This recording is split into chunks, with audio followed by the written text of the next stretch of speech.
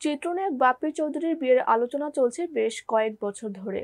গেল বছর নায়ক জানিয়েছিলেন আরেক চিত্রনায়ক শাকিব খানের স্ক্যান্ডালের কারণে তার বিয়ে ভেঙে গেছে। এবার বিয়ে নিয়ে ৪২ বছর বয়সী নায়ক বাপ্পি নতুন খবর জানিয়েছেন। তার ভাষ্য, আগামী বছর বিয়ে করছেন তিনি।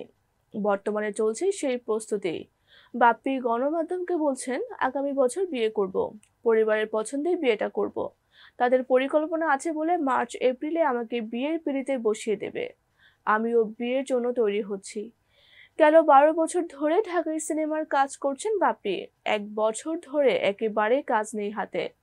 এ নিয়ে কোনো হতাশা নেই বলেও জানিয়েছেন বাপ্পি।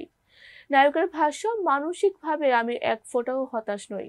আমি মনে করি যার কাছে বিকল্প থাকে তিনি কখনো হতাশ হন না। আর যার কাছে তার পরিবার থাকে তার হতাশা থাকা উচিত নয়। আমি প্রতি সপ্তাহে সিনেমার অভিনয়ের প্রস্তাব পাই। গল্প পছন্দ হয় না বলে সিনেমা ছাড়ছি। তাই আমার হতাশার তো প্রশ্নই আসে না।